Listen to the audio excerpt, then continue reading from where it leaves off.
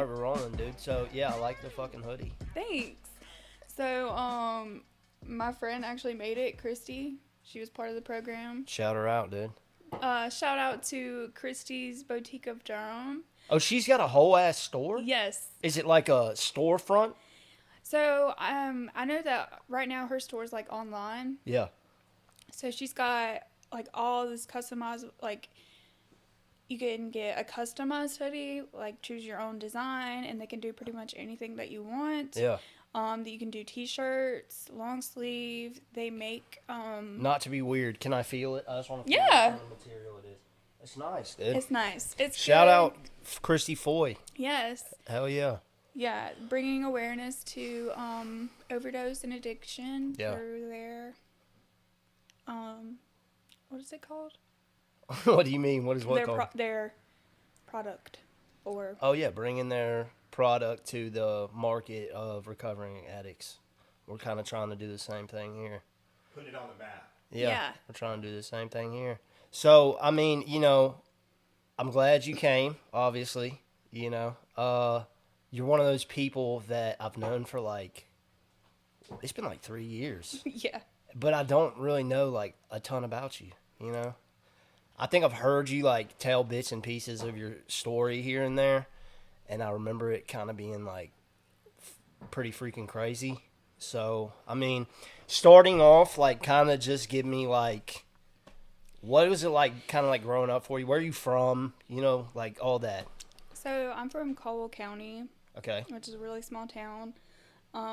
Sawmills, which isn't even on the map. So for me growing up, it was always just me, my mom, and my sister. When I was growing up, you know, I went through a lot of shit like bullying and like stuff like that. So there was no dad in the picture? My dad was somewhat in the picture. Okay. But he has been an addict my whole life. Okay, wow. So he's like, So I what, never so really- kind of real quick, explain to me, like, because I'm not familiar with it. As far as my family goes, like, I'm the only addict. So what is it like? What's that dynamic like when you're growing up with somebody that's a parent to you, but are they using around you? Like, kind of just explain that to me a little bit, what that's like. So honestly, I think it depends on who it is and like the situation. As far as my experience was, my dad was never around. He took money from my Christmas card saying, "Oh, I'll pay you back and stuff," or "Don't tell your mom." You know, my mom, I would hear all the time, "Oh, your dad's a drug addict," but not really. You never witnessed it firsthand. And I didn't understand. Like, I didn't understand what a crackhead was or Sure. anything like that. So, you know, at that point in my life, my dad, I was just like, oh, he's just misunderstood, you know. Yeah. My dad is a piece of shit, though. My dad was never really in the picture. You know, I ran away when I was 12 years old, and What caused that? I think that my situation at home is I wasn't able. So in school, I was getting a lot of shit. Like, I was in the 6th grade, and I wasn't even in the 6th grade, and they were like saying, "Oh, you're a whore," because I dated a guy. My mom, my family, like, my mom included, they used to be like very against like interracial relationships. Sure. And I liked the guy who was African American. Okay. And I would get a lot of shit for that at home. Yeah. And so I didn't really feel at the age of 12 when shit like that is going on, you don't really understand that, oh, it's just family picking on you or something like that. You know, like that shit starts to get to you. Sure. Well, it did me. Yeah. And so I think that at that point, my dad wasn't in the picture. Yeah. My mom has since like changed. Sure. And like, you know. But you kind of felt like well, she's not really letting me be who I am, and it seems like the things I'm doing she doesn't accept, so I'm just gonna kind of hit the road. Well, it wasn't as much my mom as it was like everybody else in the family. Yeah. How many siblings do you have? I have one sister. Okay. So long story short, you ran away. You know, you don't have to explain the dynamic or whatever, but you know, I went through situations when I was a kid where I would get this mentality where like, all right, I don't fit in this family. I'm the black sheep. I can't really cycle myself into whatever it is they got going on. And I've got all this other fuck shit I want to do. So let me leave home. And I ran away a lot. You know what I mean? And it never lasted a really long time. Like maybe a few days, a week or whatever. But like for you, was it something that lasted for a while? Or did you just run away and then come back? Or So I ran away, and then my mom, I guess, reported me missing. oh Because wow. I like, in my mind at that time, I was like, I'm running away, I'm never coming back. Yeah. So Did like, you run away with this guy? yes. Okay. All right. How old was he? Like 13. Oh shit. Okay. Yeah. All right. Was there like any planning before y'all did this at all? Like, did y'all have some bread saved up? It was just let's fucking leave. I think I had $100 from Okay. from All right. Christmas, and I was like, You're like, we yeah, got we can do this. Let's go. yeah. Fucking cross country. What y'all go on foot? So where did you end up staying? So I stole like a bottle of my mom's vodka. Okay. Yeah. I packed up my iPad, my little $100, my blanket, and it was like a baby blanket kind of thing. Yeah. Like one that you've had since you were a baby and you're like connected to. Yes, Okay, because yeah. I would sniff my blankets as a child. Dude, I had this really good friend, and she's still one of my good friends, but like we don't talk anymore or whatever. But she had like this blanket. I guess it was a blanket whenever she was a kid, but it had been rubbed and shit so much it was like a piece of a blanket, and she carried it around with her everywhere, dude. Yeah. And like it was crazy, but you know that's cool. So, anyways, Yeah, mine was called Sniffy. Sniffy. Yes. Okay. So I packed my $100, my mom's vodka, my Sniffy. iPad, and my Sniffy. Yeah. Okay. And I don't even know if I brought any clothes. You're just planning on thugging it out. Yeah, I was just gone. So how long were you gone for? Because this is sounding like it was like probably gonna last a couple of days at the most. So I was gone for just one night, and Okay. Yeah. my mom, she called the cops. The cops found us. We Where slept were in this you? like Yeah, we slept in this little shack behind like an old burger joint or something. Oh my gosh. It was terrible, but you know, at that time I was in love, and I was like, I'm gonna do whatever I want to do. So. I've been there. I had this girlfriend when I was like 13, and we used to sneak. So her house was right next to this school, and we would sneak onto the school buses. You could like pull the doors, and they would open up, and we would sneak inside and spend the night on the school buses. You know what I'm saying? Yes. So I can kind of relate. Yeah. But shack behind a burger joint, that's hell yeah, dude. Was it like a dirt floor and shit? Yeah. Okay, so ran away from home. You know, things aren't A1 at the house, you know. Mm-hmm. So you get back home, and how does your mom react to the whole situation? My mom was pissed. Yeah, I can imagine. She was crying and she was upset. It scared my sister because, like, I think the night before I was like, no, you go to sleep first. Younger or older? Younger. Okay. So I have two sisters. Yeah. My older sister passed away when she was a baby. And my younger sister, she's now in her 20s, and... She passed away when she was a baby, like newborn, like stillborn, or when she was young? Like I really think young? She was really young. Wow, I'm sorry to hear that. That's terrible. Okay, so kind of fast forward a little bit. You're running away. You're getting into trouble. Did you ever get in any trouble with like the police when you were younger, like around this time? Not with the police exactly, but I was staying in trouble at school. Like, Okay. I was always trying to fight people at school. What? Yeah. Okay. I would have never guessed, dude. Yeah. You're so calm and collect. Well, I completely 360 after I got sober. Yeah. But yeah, I would try. I was fighting. I was sneaking around with boys and just doing things I shouldn't have been doing. Sure. Smoking cigarettes, drinking alcohol, stuff like that. Now, what kind of age are you at this time? You're still 13, 14? I'm like 12, 13 years old. Okay. So after that, my mom, she said she wasn't tired of me, that she didn't know how to do, like, it wasn't that she didn't know how to deal with me. She was just wanted me to get out of that town because she thought that it was going to, like, I was going to end up in a bad place. Yeah. So, basically, I got sent, because this was in Charlotte. I'm from South Carolina or North Carolina? North Carolina. Yeah, okay. That's near, kind of, like, correct me if I'm wrong, it's kind of near Myrtle Beach, right? Yeah. Yeah, okay. My baby mama is from Whiteville. Okay, yeah. So, yeah, okay. Oh, yeah. So, grew up, I grew up back and forth. Yeah. But anyways, so so my mom sent me back home to live with my uncle. Okay.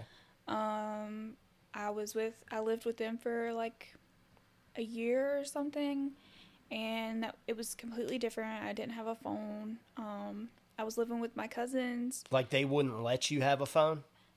I was not allowed to have a phone. Oh, man. I think at one point I did have a phone, like... You were hiding it on the low? Well, no, I think it was like I had been good or something, so they let me have a phone back or Yeah, okay. whatever. Yeah. Anyways. Like a little NV2? You Yeah. remember the fucking NV2? No. Like the little... How old are you? I'm 25. Yeah, okay. So you're probably right. It's like, it was like the little fucking phone that was like this big and it was a square. Mm-hmm. And then you could flip it open and it was a keyboard on the inside. Yes, I think I had one. The NV2 was the fucking... If you had that shit back in the day, you were doing something. Or your parents were. Your parents were doing something. Yeah. But go ahead. I'm sorry. No, you're good.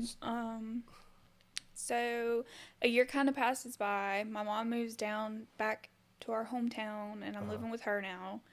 And I meet a guy. Okay. We ended up dating from the time we were 13 to the time we were like 18. We were together for like 4.5, 5 years. It's kind of how I got in. I had smoked pot before, but it's more how I got introduced to like actually smoking pot. Like every day? Yes. Okay, yeah, sure. So we were smoking pot, smoking cigarettes. And then we broke up one summer, and then we were off and on. Yeah. But when we got back together, like, I noticed that things were different. Yeah. And he wanted me to be friends with, like, all these other people, and I was like, okay. Like, kind of forcing you into his friend group. Yes. Yeah, okay. So, I just remember, like, he came to pick me and this girl up, and him being, like, skin and bones. Yeah. Wait, let me back up for a little bit. Okay. So we started smoking pot and stuff. And then we started trying other things like cocaine. Ecstasy. Just stuff like that. A little bit of acid here and there. Xanax. Xannies. Yeah, I know all about it. Yeah, and then so he had been privy to these things, like meth and stuff like that, and I hadn't. So, real quick, is he coming from, like, kind of like a background where, like, both of his parents are addicts, or, like, I mean, when you say privy, like, I'm assuming that he kind of grew up around addiction? Well, so his dad passed away when he was very young. Okay. And I think his mom has been in active addiction for a long time. Yeah. And he grew up kind of like with grandparents and stuff. Yeah. But at that time where I was getting introduced to the things, he had been kind of doing these things for a while. Like, did you know? No. So I can relate. I had, I was kind of explaining on our first episode.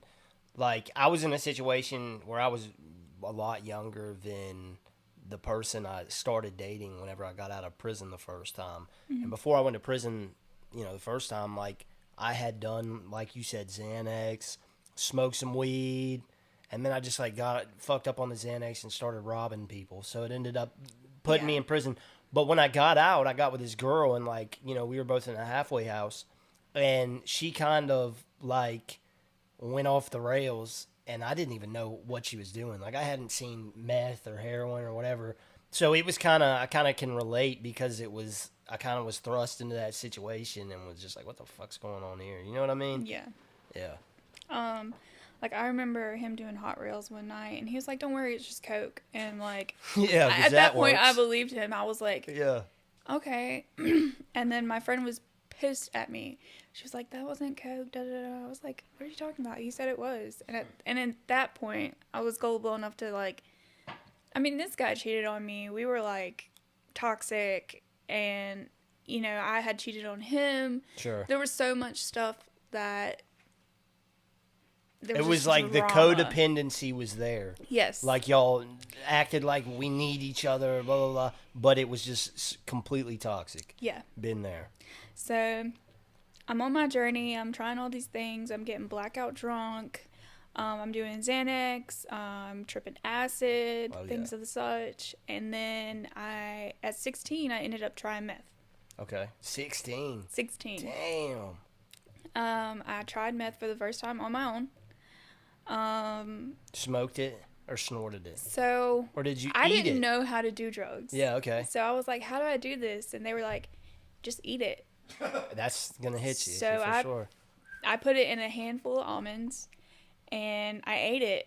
And I was like, at first I was crunching. I was like, it doesn't taste like anything. And then, like, I hit that little piece, and I was like, it was disgusting. That is literally, I think, the first time I've ever heard of anybody taking meth with a handful of almonds.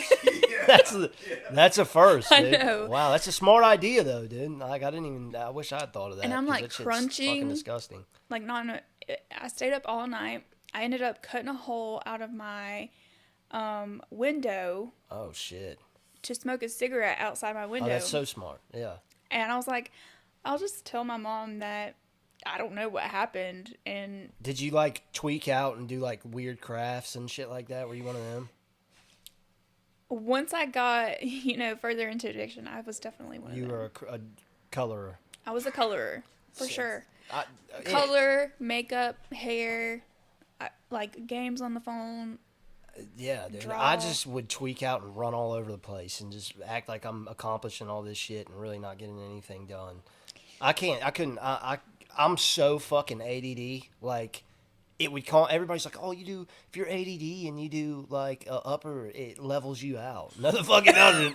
I'll be the first one to tell you that, dude. I fucking go crazy. There's not a lot of logic to that anyway. No, there's not. That's why fucking Vyvanse and Concerta and all that bullshit doesn't work. Yeah. But anyways, so the guy's kind of bringing the drugs around. You're kind of getting into it. Is he like, so you just said you did it by yourself, but like, was there any type of like peer pressure there? Did he kind of like egg it on, or was he like, yo, just do this shit with me? Like, was there something like that? Some sort of dynamic like that?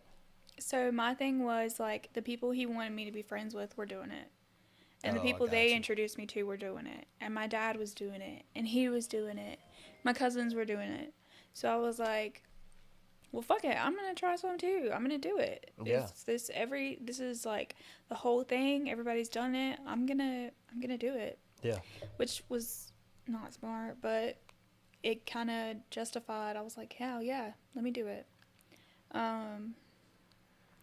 But yeah, so fast forwarding through that, by the time I'm 18, I'm strung out. Yeah. I was living with my ex for a long time. I was doing anything. Is this the same guy or a different guy? Same guy. Dude. All right. How's mom feeling about all this? I think my mom was in more of like denial than anything. Like, she would like make sure, or she would say like, oh, she's not on drugs, blah blah blah blah blah, and I was like, yeah, I'm not on drugs, but I was like 17, 18 years old, and I weighed like 80, fucking 90 pounds. Yeah. And like, no school going on, no, I dropped out of high school very early. Well, I got dropped from high school because I wasn't going. Yeah, I can relate to that. Yeah. And then I went back to the community college, but I didn't finish. Were you in middle college? No. Like, were you you're in high school, but you're going to like a community college? No. No. Okay. I was a terrible student. Oh, I sucked, dude. I was the worst. I wouldn't do. I remember like I think I had like a negative in one class. I believe it, dude. I went to a private school. It was called Carolina Day School for from pre-K to 6th grade. And in 6th grade, the counselor at our middle school, it's like a middle school, high school, and elementary school. They're all on the same campus. He told my mom that I had the worst grades he'd seen out of anybody in his 15 years of working at the school. That's kind of shitty. Well, I mean, they were that bad. They were pretty fucking bad. But I didn't try. So, I mean, yeah. You know what I mean? Like, I was just... I was under the impression, like, oh, I'm never going to use this shit in my life. You know what I mean? Fuck that. Or it doesn't fucking matter. Right. Okay, so you're doing meth. I'm doing meth. Did you ever get to the point where you, like, shot up, or was it all... So, oddly enough, as bad off as I was, I never shot up.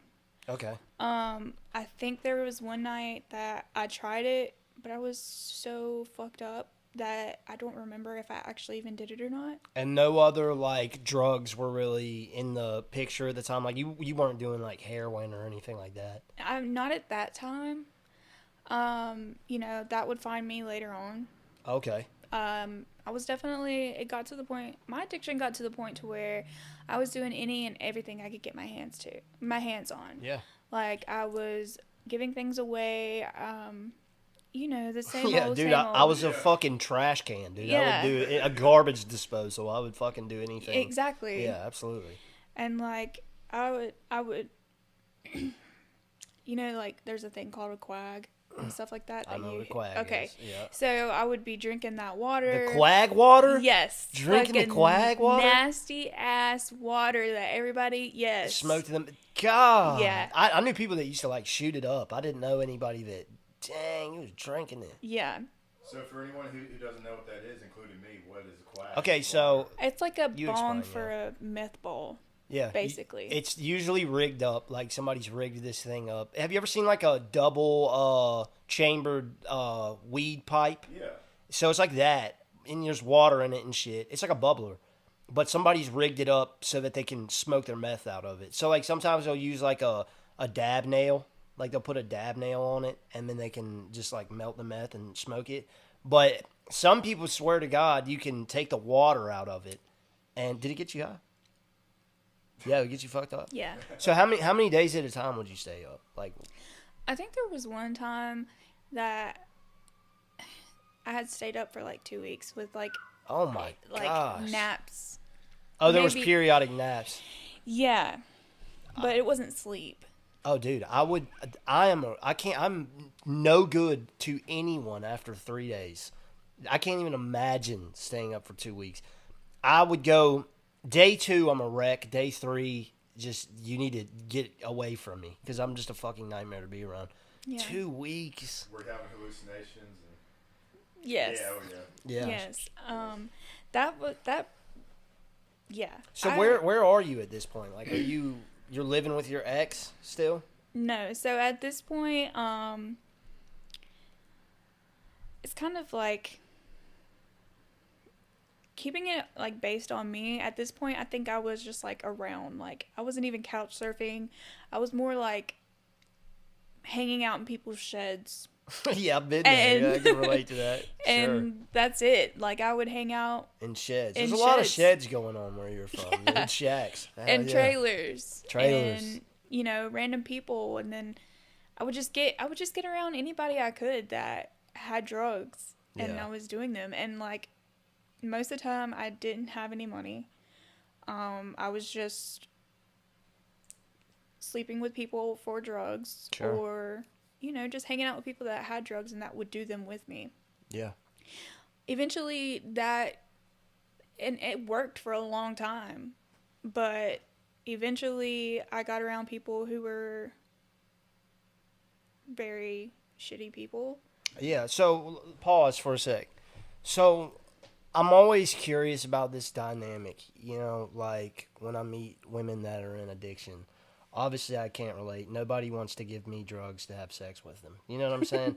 So I can't relate. I don't have any experience, but like when you're in that situation, right? And you're in the situation where you're like, okay, I really want to get high. Like, I'm going to do this. And, you might not be doing it for drugs, but you're doing it with somebody that you know has drugs, maybe somebody that you normally wouldn't sleep with or whatever. Yeah. Like, how does that make you, like, feel in that moment? Like, does it, when you're getting high? So, I mean, like, is it just you're getting high and you're more focused on the drug, so it kind of, like, makes you numb to the situation? Or do you feel that?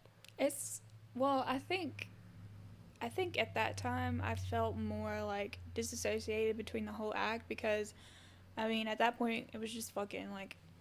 You didn't care. I didn't give a fuck. Yeah. And like, if I was gonna get high, that's fine. I don't care. Like, even if like, it didn't make me feel the best. Sure. And it of course was like subconscious. Like, was always like I said, disassociative. Yeah, because I didn't want to feel that shame.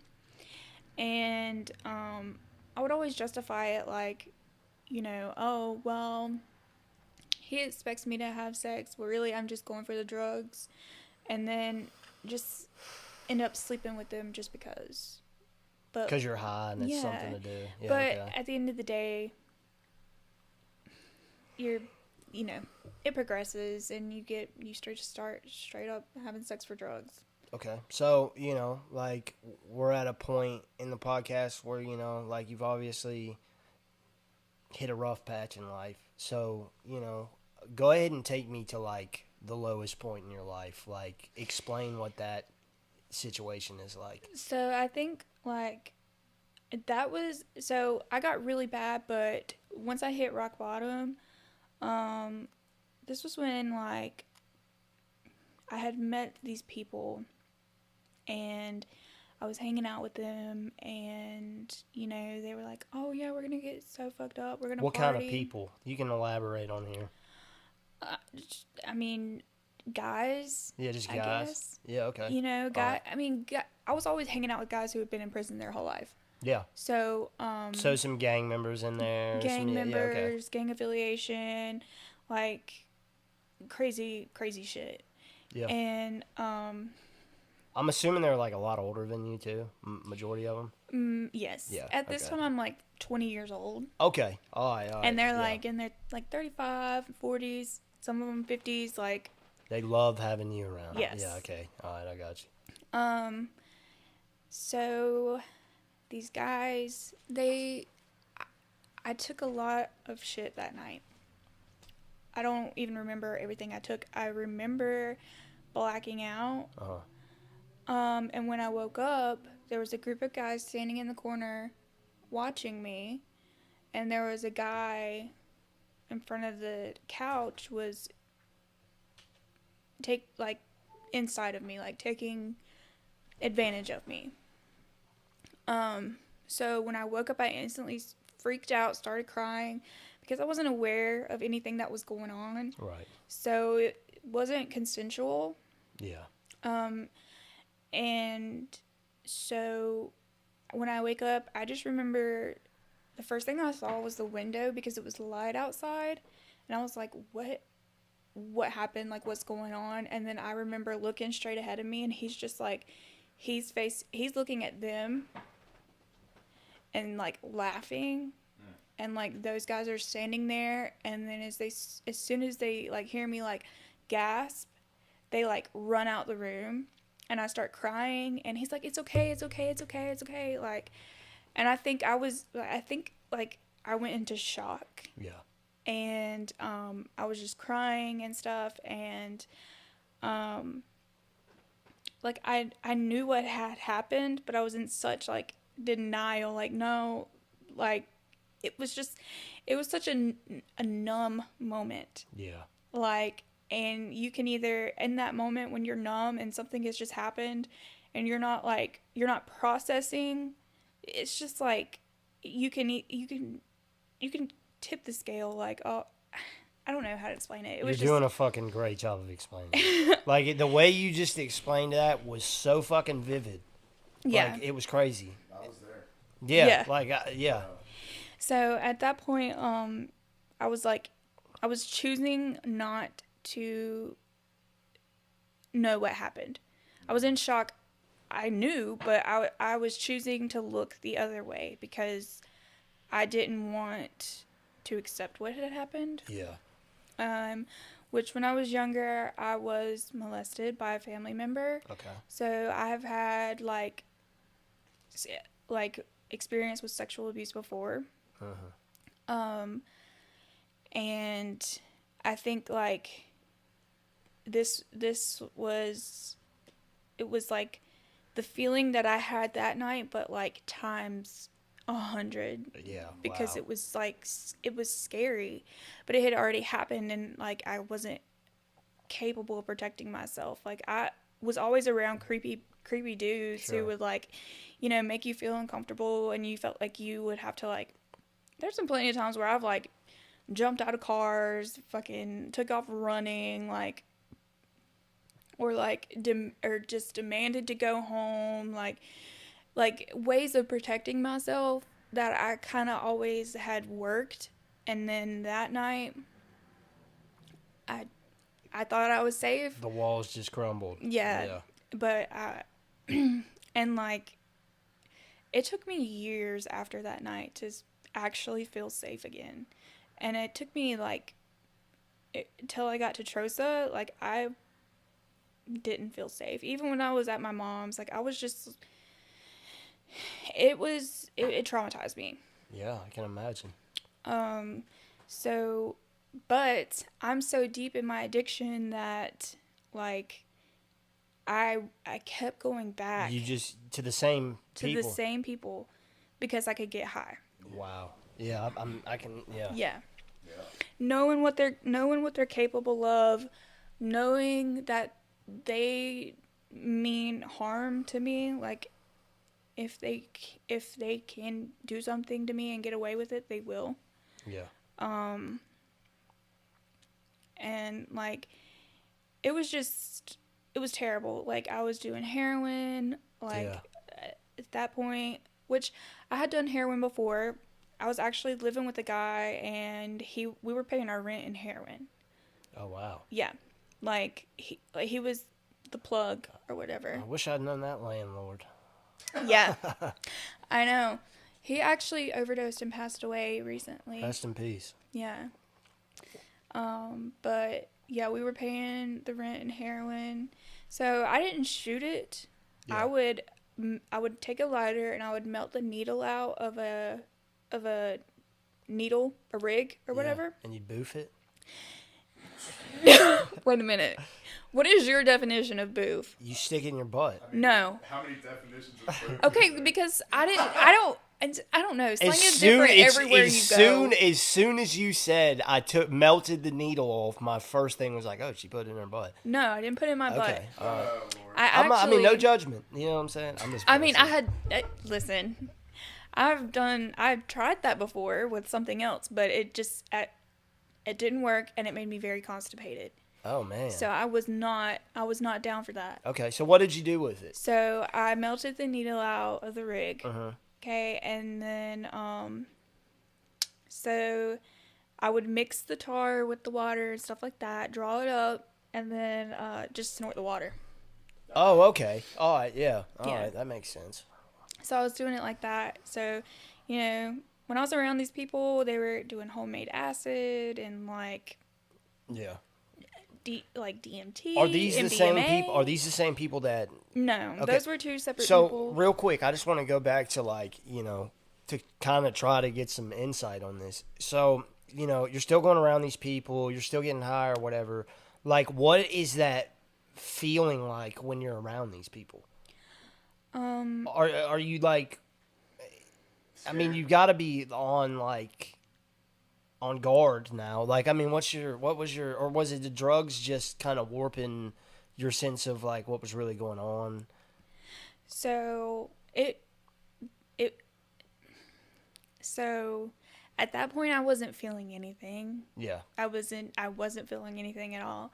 And I was doing as much drugs as I could.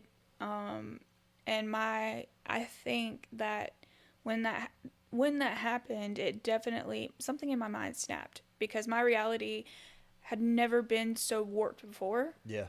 Like, I had, thought people were looking at me, the shit that you hear all the time. You thought people were in the bushes, shit like that, which is really scary. yeah, For sure. And it's really real. But, like, I think after that is when it was so intense. Like, now, I've talked to my counselor about having this thing called, like, hallucinogen perception disorder. And it's from doing so many hallucinogens and things like that. But, so, I was going around these people. Eventually, I did quit going around them. Sure. My mind, like, was so fucked up. So even after I wasn't around those people anymore, I felt like they were constantly in my head. I felt like they were there all the time, watching me, like, hunting me. Yeah. And it was when, like I said, my reality got warped. This is when I started, like, walking the roads at night. I would take off a shoe because I thought one shoe represented evil and one shoe represented good, and I left a shoe at the gas station, and because I was like, everybody who drives past this shoe is gonna fucking know that what's up. And I don't even really know. I don't even really know what the idea was. I was like, yeah, they're gonna see that shoe and they're gonna know to stop fucking with me. And I was like, okay. And it was raining. I mean, like, I was soaking fucking wet. Yeah. I had these, like, yoga pants on. They were soaking wet, walking in the rain, just drenched. And then, this is like when I started to take a dark turn, and I kind of got into Satanism. Oh, whoa. And being satanic. And, how did this come about? So the guys that when this was all going on, one of the guys that was hanging out with them was really into, like, some occult shit. This is, I'm sorry, but this is the same group where all that happened. Okay, go ahead. And so, after visiting his house, I don't know why, but after that, I just was like, into just. You were just attracted to it. Yes. Yeah. Okay. And so, I mean, like, were you involved with this guy, or did you kind of just find it on your own as far as, like, the occult stuff? So I've kind of found it on my own. Sure. I was doing nothing, like, insane, really.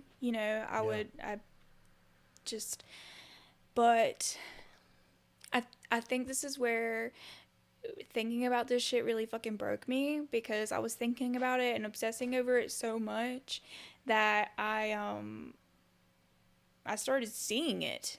Like, I remember spending the night with someone and seeing a goat's head. Like, It was fucking crazy. And now they say, I've talked to my counselor and stuff about it, but and she says that it was hallucinogen, but still to this day, like, it was so fucking real. Vivid. Yeah. It was so fucking real. And I just remember hearing its voice in my head asking me, like, what do you want? Like, dude, that sounds like have you ever seen the movie The Witch?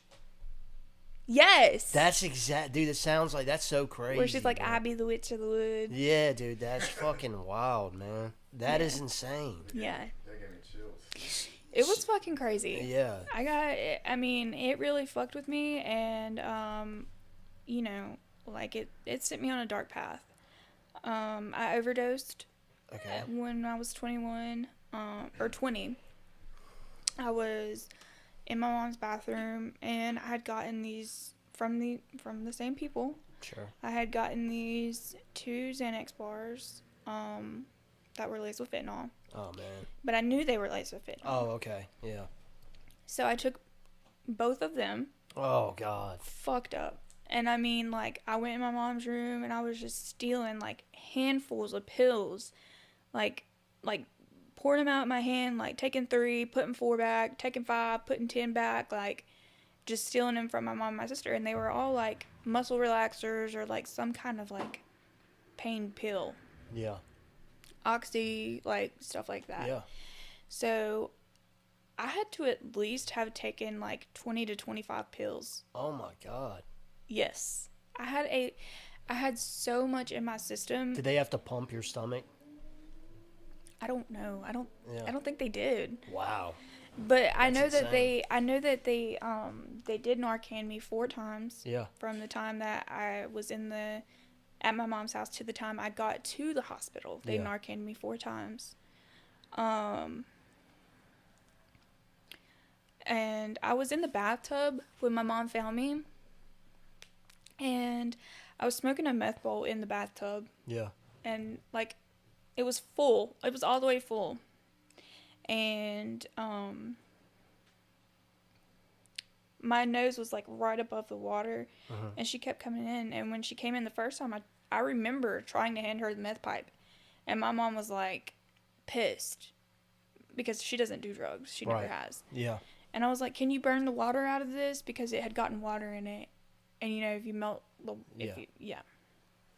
So, I remember she walked out, and then she ended up coming back in, and she was trying to help me. She had to pull me out of the bathtub, and, like, had to dress me, and, I was like, I just want to lay down. And she was like, I don't think you should go in your room to take a nap right now. So she put me on the couch with her, and I was in and out, like, nodding heavily. And I think, like, she was cooking dinner, and then she looked over at me on the couch, and my face was blue. Oh, man. And, she couldn't hear my heartbeat or something like that, or she could barely hear my heartbeat. And she didn't know what to do, so she was like, hey, like, she's blue, what do I do? And they were like, you need to call 911. Yeah. So they called 911. I remember them, it was very in and out. I remember them, I was on the floor, and I was looking up at them, and they were like, don't go to sleep. And I was like, fuck that, I'm going to sleep. Yeah. Like, in my mind, it was just like, what do you mean don't go to sleep? I'm going to fucking sleep. Yeah. And I think I didn't, it wasn't on purpose that I had took that much. Yeah. I think it was just like some of the hallucination type shit? Yeah, like, I don't know. Like, honestly, I was just, in my head, I was like, I'm going to get so fucked up to where I can't feel anything. And I don't fucking care what happens. Yeah. But, it wasn't like an actual suicide attempt. It was just more like, I want to be numb. I don't want to be so fucked up I can't feel anything. Yeah. And but yeah, and I remember them raising me up on the little thing, and I looked over at my sister, and she was like bawling. She was scared. And my great grandma was there, and so was my cousin and my mom. Like, everybody was just scared and, like, staring at me in silence. Man, that's got to be the worst, to wake up from an OD and your entire family's in there. Dude, it was so... I don't think I even really understood what was happening, even at that point. When I woke up... you never do. Yeah. No, they got to explain it to you. Yeah, and they put me in the back of the ambulance, and I just remember them, like... I just remember looking at my feet, and they shut the doors, and that was just, like... an image that stuck in my head for such a long time. I even drew it out, like the ambulance doors and then my feet. I've got the same kind of memory. So, one of the first times, I've OD'd a bunch, like fucking countless times, but one of the worst ones was me and my baby mama. We were about to fly to California to go to this treatment center and try to make some money. You know what I mean? Mm-hmm. So we were about to fly out there. And the guy who was sending us out there, he put us up in this hotel for the weekend before we went. Well, this hotel was in the middle of fucking nowhere. So, you know, we're in the mountains. We're in Asheville. So this hotel's like by this truck stop. There's nothing else around. Well, I remember doing the shot of heroin. Me and my baby mama are in there. And I don't remember anything after that. But I remember waking up in the hospital, and I have this blue bag on the side of me right here that I'm supposed to throw up into. And I pick it up, and I throw up into it, and then I go back out. And they had to come back in and Narcan me again. And I could do the same thing if I knew how to draw anything at all, which I don't. I'm a fucking terrible artist. I could draw this exact like picture of me picking this bag up so vividly. And it's crazy, like people don't think about it, but people don't realize like how close they are to death. You know what I mean? And a couple times I was dead. Yeah. I was dead. You know, like no pulse, no heartbeat, and you know it's definitely crazy. That's a crazy feeling. Yeah. So okay, so you know, this is a low point. You know, obviously. So when did you like come to the realization where you were like, I need to get some fucking help? Was it this? No. Okay. So I think that, I think it was like a year later. I was hanging around this guy who had been in prison for like 25 years of his life, and he was a scary guy. How old was he? 25 he years. was in his 40s. Oh wow. Or 50s or something like that. I don't know. But I remember, because this is when I'm like walking the roads at night, like literally. So this was like a nightly thing you did. Yes. You would get high and walk around. Well, not nightly. I would hang out with people, hang out with different people, And then just leave. and then I'd get freaked out, Yeah. and then leaving, walking. I used to do the same shit. And I'd always lose my shoes on the way. I didn't do that. Yeah. I don't know why, but every time I was losing my fucking shoes. Oh god, I couldn't do that. I'm a fucking. They were evil. I'm a That's shoe how they freak. knew where I was or something. If it was a pair of J's, I don't care how fucking evil they are. You know what I'm saying? I gotta give them on my fucking feet. But I can relate. Like in Asheville, like you know, you've got Westgate, which is Hillcrest, which is one of the hoods. They call it the Island. There's only one way in and one way out, and it's like up on this hill. Yeah. And you know, you can walk across this bridge, and then boom, you're in the River Arch District, or you can go this way and you're downtown. And I would get in the same type of situations where I would be like, I need to get the fuck out of here, and I would just walk around. Yeah. And walk all I over would get the the city. fuck out of there. Dude, I fucking put some miles on the shoe Gottis, dude, for sure.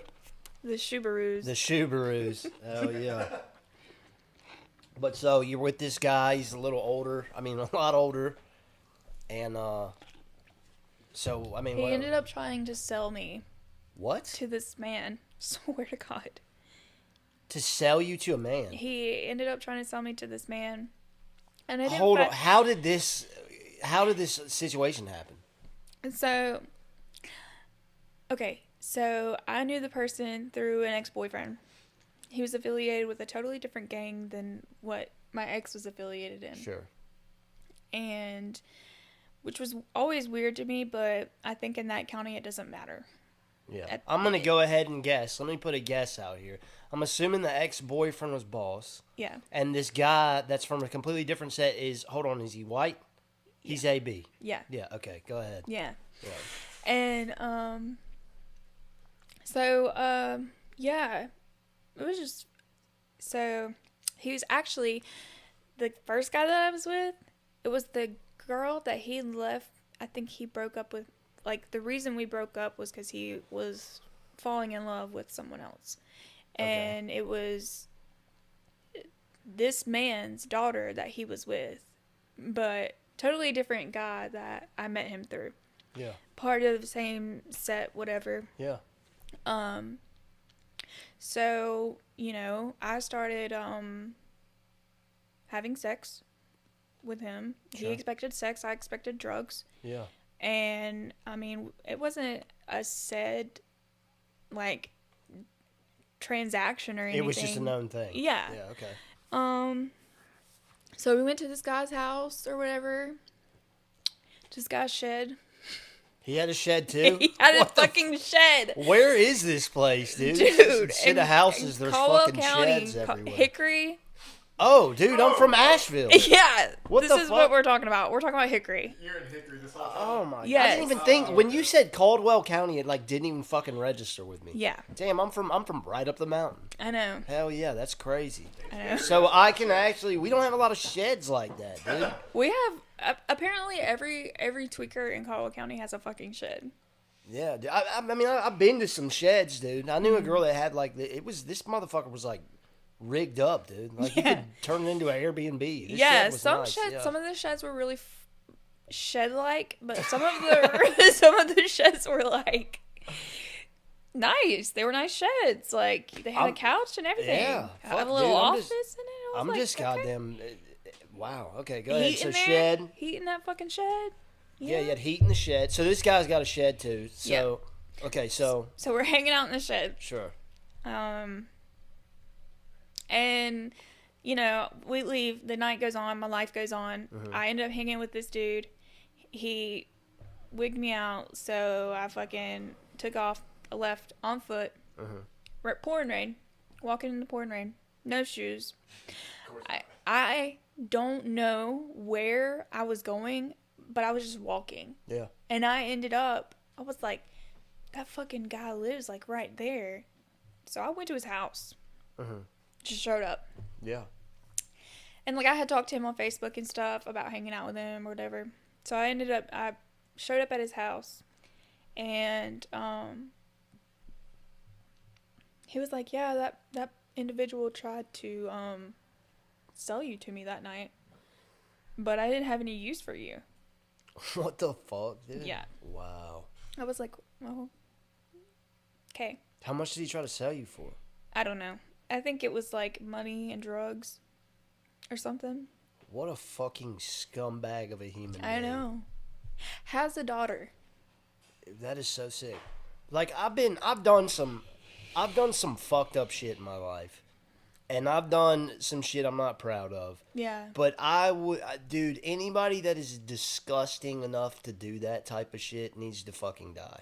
Yeah. I mean, I'll be the first one to say it. Yeah. That shit is so disgusting. And I'm so sorry that happened to you. Like, I mean, that's some crazy ass shit. You know, so I've had a lot of fucked up shit happen to me. Yeah. But it led me to where I am now. You know, that is so true. If I wouldn't have went through all that fucked up shit, I would not know what I know today, and I would not be where I am today. No, you can have and you know, this is the thing. Like, I feel like a lot of like really rich people fucking fail to forget. It's like, yeah, they're really rich. They've got all this money, but they've probably got all these fucking regrets in their lives. Like, oh, I didn't spend enough time with my kids. I didn't do this. I didn't do that. I live my life with zero regrets. I don't regret anything I did in my past. You know, do I wish I would have done some things differently? Sure, but it's not a regret. I'm grateful for everything that I went through in my life because exactly what you said, I would not be the man that I am today doing the things I'm doing today if I had not gone through those situations. Yeah, so I can completely it was a relate. lesson. It was part of your journey, and Absolutely. I think I'm not even gonna get into all the No, you where don't I'm have like, to, yeah. you know what I'm saying, but yeah, it's part of the journey. So when did you know, after this, like, real quick, I mean, you know, we don't have to go, like, too much into the TROSA thing because, like, I've explained what it is, and, you know, you went through 2 years. How much sobriety do you have now? So on October 20th, I got 4 years of sobriety. So let's get some, like, clarity on this. Like, when you look in the mirror now, how can you compare that to how you used to look at yourself in the mirror? I'm not scared to look at myself in the mirror anymore. Yeah. Awesome. I don't cry when I look into the mirror anymore. I look at myself and I'm proud of the woman that I've become. And I'm proud of the boundaries that I've set. And I'm proud of, you know, the people I've tried. I'm proud of myself for trying to help others. I'm proud of myself for getting out of that fucking shithole. Yeah.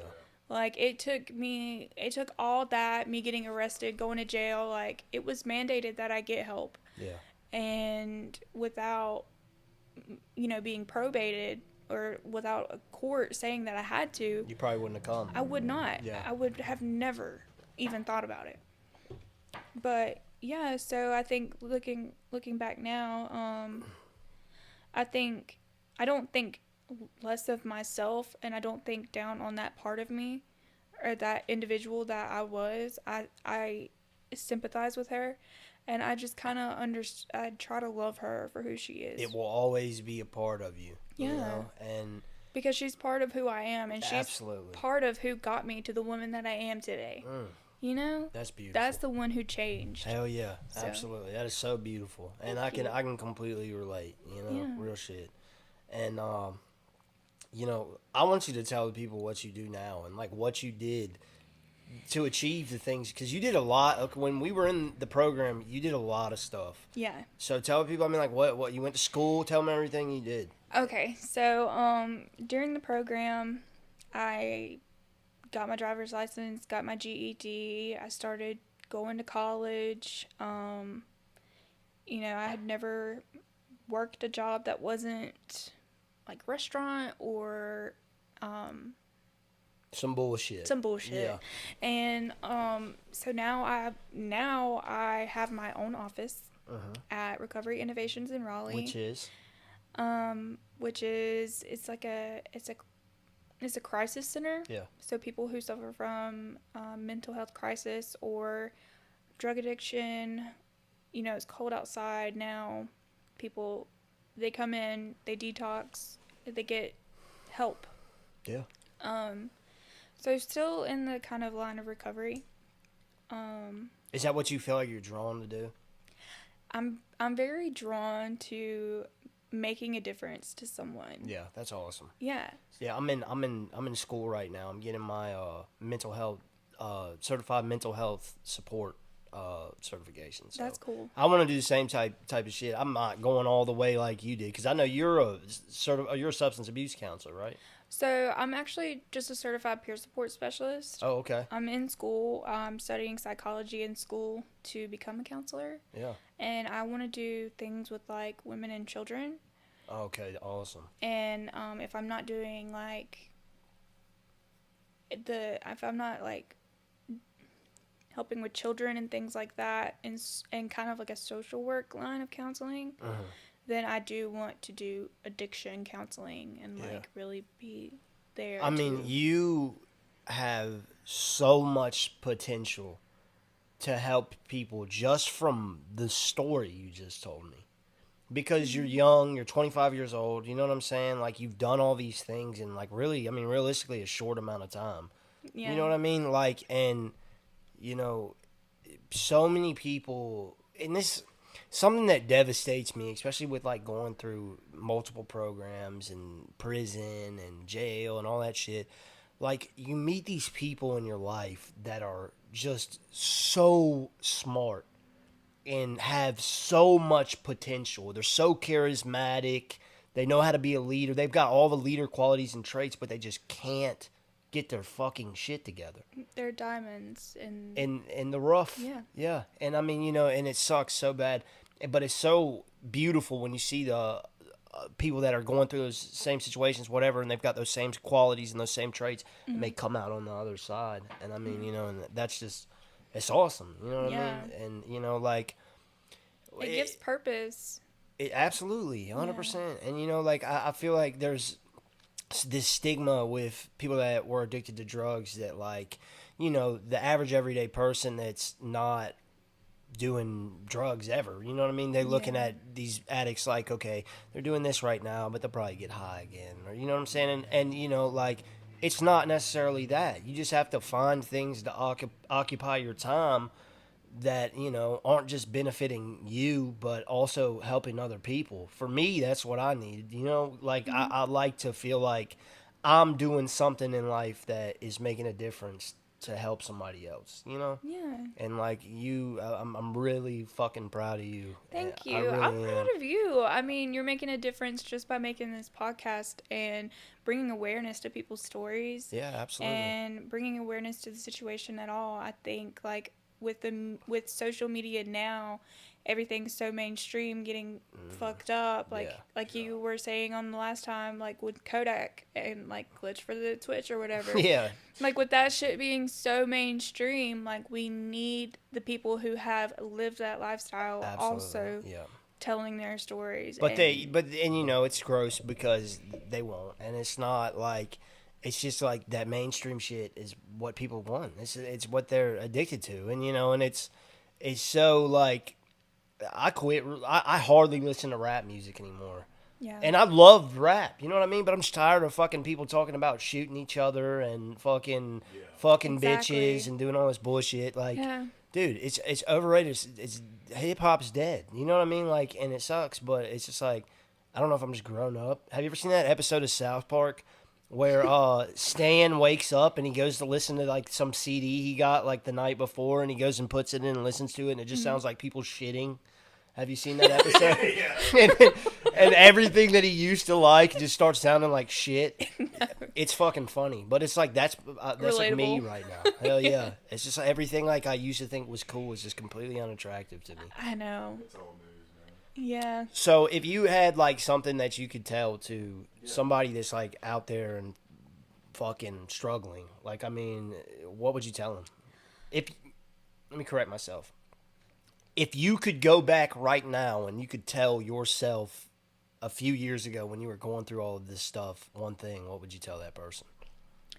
That it's not impossible to follow your dreams and achieve them.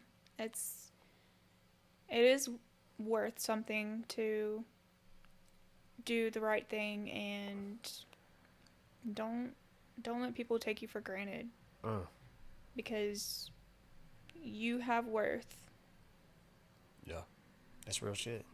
And stay out of sheds. Stay out of the sheds. Keep your fucking shoes on your feet. Yeah, hell yeah, there you go.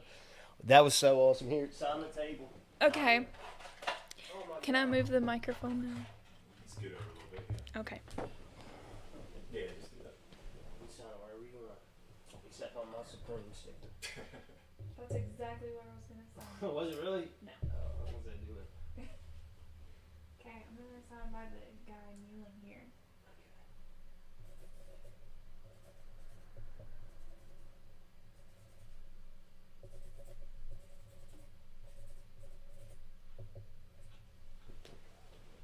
That was such a fucking good interview, dude. I mean, dude, that was such a good interview. I'm like, it was so good. Like, I was locked in when you were fucking talking about that situation. Like, that was so good. Oh my god!